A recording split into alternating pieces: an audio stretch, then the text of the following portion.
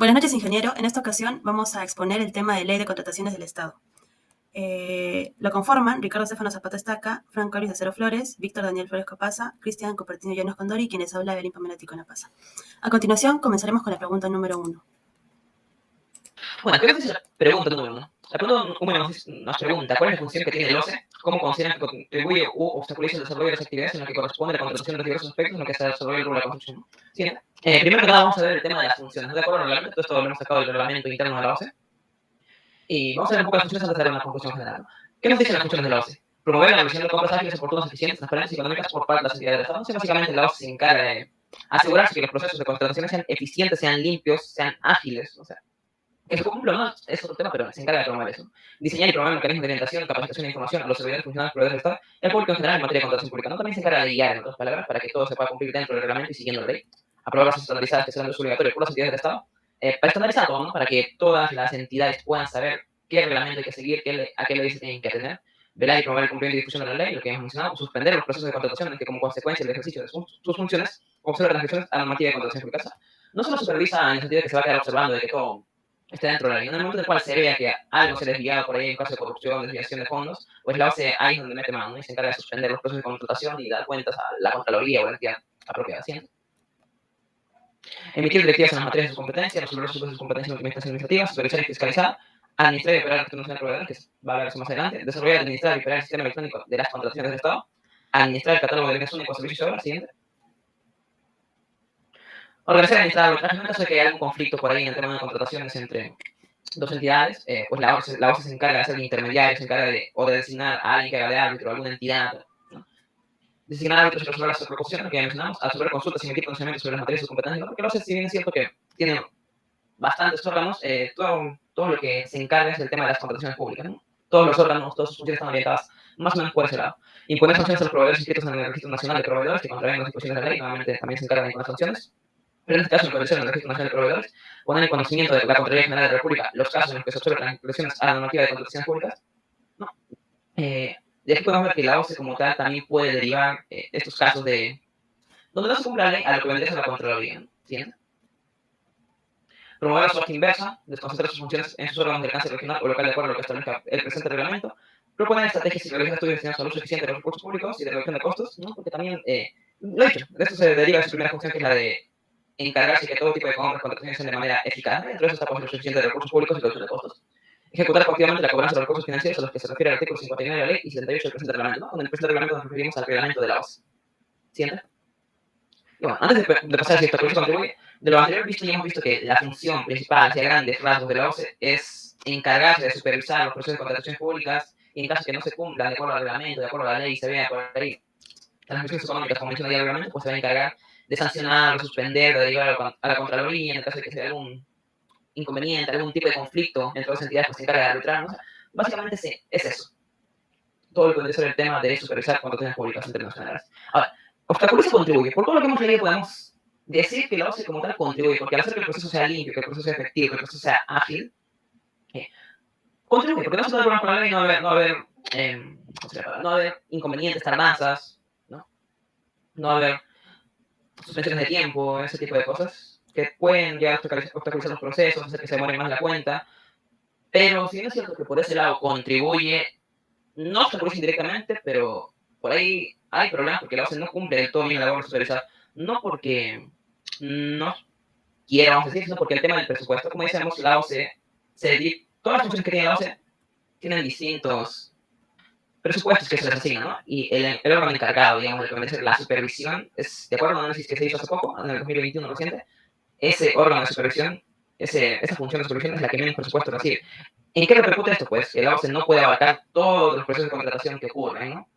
Abarca los que puede y lamentablemente es menos de los que hay. Así que por ese lado se quedan muchos procesos de supervisión. Y si bien es cierto que las entidades tienen sus propios órganos que se encargan de supervisar internos, no siempre tampoco por ese lado se cumple, ¿no? Así que por ese lado ocurre corrupción, ocurre temas de que hay cosas que se salen de la ley, hay procesos que se llevan de la manera y luego eso sí obstaculiza lo que vendría a ser el proceso de contratación.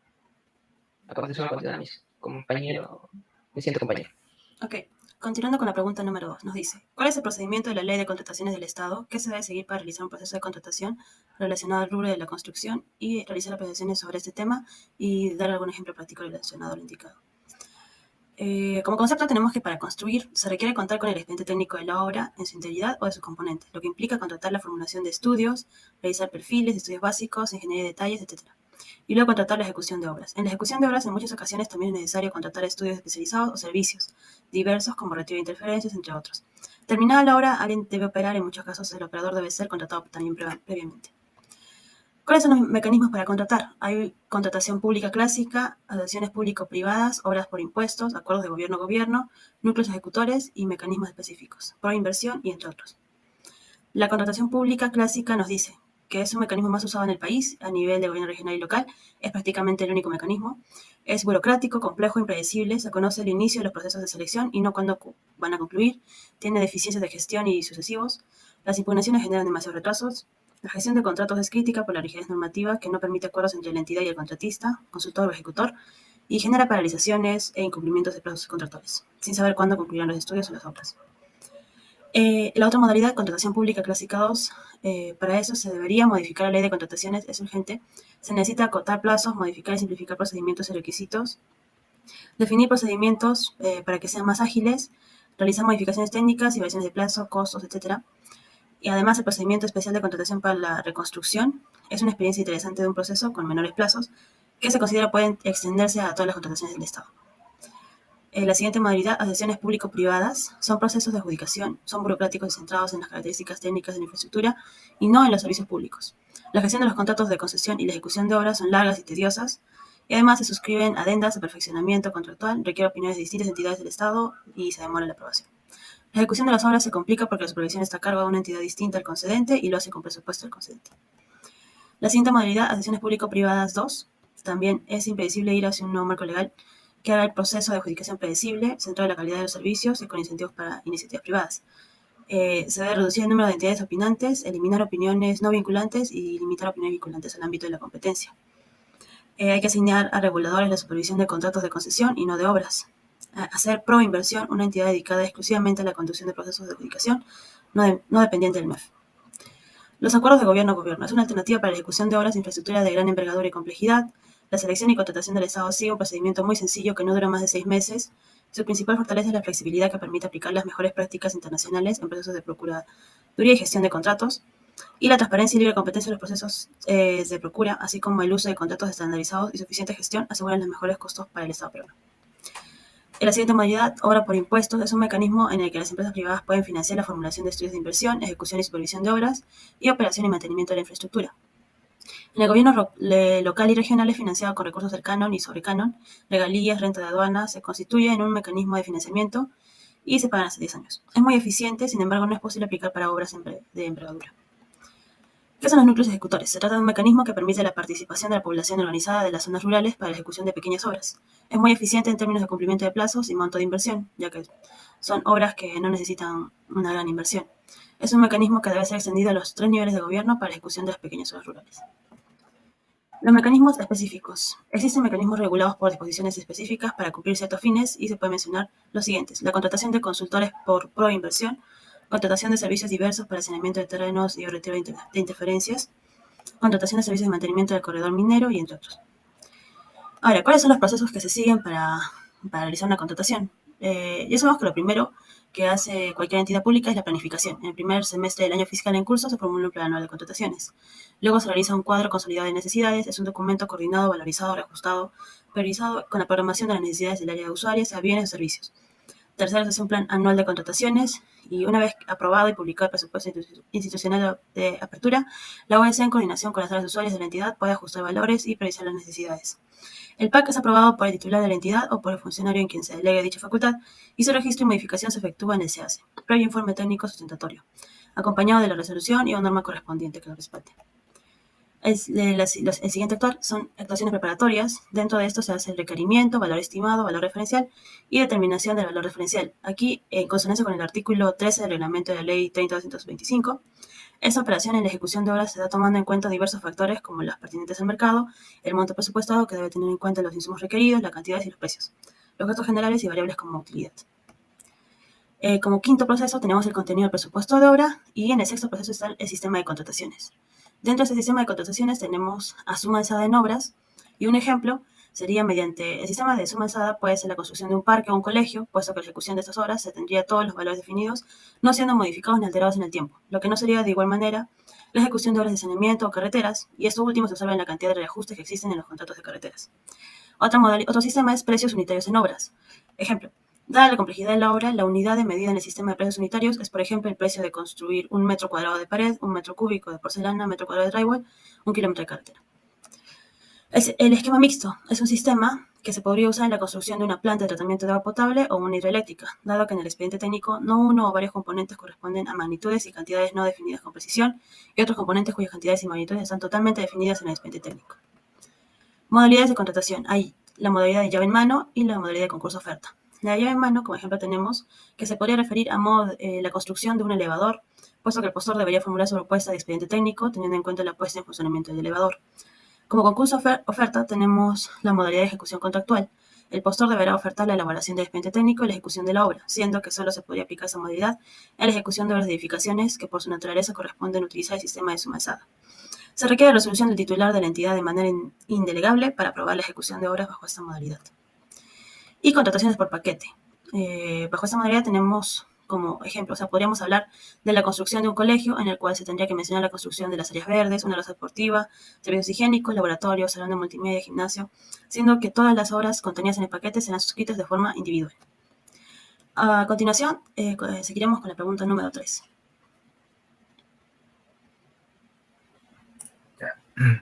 Buenas noches, mi nombre es Víctor Daniel Flores Copaza y la pregunta dice: ¿en qué consiste el Registro Nacional de Proveedores de la Ley de Contrataciones del Estado? ¿Cuáles son sus ventajas y desventajas de ser parte de este registro? Explique cuál es el procedimiento para obtener la certificación correspondiente. Siguiente, por favor. Entonces, dando un concepto en qué consiste el Registro Nacional de Proveedores, es un registro público que contiene a todas las personas, ya sean naturales o jurídicas, pueden ser también nacionales o extranjeras, que deseen contratar con las entidades del Estado, todas las entidades públicas. Además, también están incluidas las que han sido sancionadas con inhabilitación temporal o definitiva por el Tribunal de Contrataciones del Estado. Este registro se creó por la Ley 28.267, publicada en el Peruano el 3 de julio del 2004. ¿Qué pasa, mi compañero? Bien, los pasos para obtener el RNP, o sea, el Registro Nacional de Proveedores. Como primer paso tenemos que identificar los requisitos, ¿no? De esto estamos hablando, por ejemplo, si quieres ser proveedor de bienes o servicios, o bienes y servicios, ejecutor de obras y como consultor de obras. Para cada uno de ellos tienes ciertos requisitos que cumplir. El más básico es obviamente tener un RUC. Por ejemplo, justo tuve ahí un compañero que estuvo haciendo eso, que se ha inscrito como, o ha hecho su registro como bienes y servicios. Lo que le pidieron, o lo único que le pidieron, era tener su grupo activo y haber pagado al banco de acuerdo a lo que necesitas, por ejemplo, para bienes o para servicios, para cada uno haber pagado un monto diferente. Creo que para bienes y servicios son 80 soles, para el constructor de obras son 99 soles, ¿no? Paso a identificar los requisitos. O sea, una vez que hayas pagado el tipo de bien o servicio que quieres proveer, tienes que haber pagado eso en el banco y con eso simplemente ya puedes sacar tu certificado del registro nacional. ¿No? Siguiente diapositiva. Bien, el paso 3 es enviar el formulario electrónico de inscripción. Una vez pagado, en el voucher te dan un código. Con ese código y tu puedes ingresar al sistema del Registro Nacional de Proveedores y hacer tu ficha de inscripción mandando tus requisitos o todo lo que te piden, ¿no? Como en ese screen se puede ver, porque ahí te pide un usuario, que simplemente es tu RUC, y contraseña que te dan en el banco o en el voucher sale un par de códigos. Con esto ya simplemente puedes hacer tu registro. Siguiente. Paso 4. Aprobación de la solicitud. Se supone que es aprobación automática, o sea, no es que... obviamente lo evalúan, ¿no? Si cumples con todos los requisitos, lo evalúan, pero no es que te van a dar una resolución o algo así de que tu registro es correcto. Esta aprobación automática significa que haces tu registro, si está bien, ya sale tu constancia, y si está mal, o sea, obviamente te van a tener que confirmar o decir, ¿no? Un correo que no se puede hacer todo esto porque falta ciertos requisitos. Paso 5, constancia de inscripción. La constancia de inscripción está en la misma página del Registro Nacional. Simplemente entras con tu RUC, pones tu contraseña o lo que te pide el usuario y puedes descargar tu constancia. Siguiente. Bien, ahí tenemos un ejemplo, ¿no? de un certificado, de un de un oficio o de la constancia de un registro nacional. Una vez que hayas terminado tu registro, simplemente entras a la página del registro nacional, pones tu RUC, tu contraseña y puedes descargar tu ficha, ¿no? Siguiente. Voy a pasar a mi computador. Bueno, ahí tenemos una cita que hemos encontrado.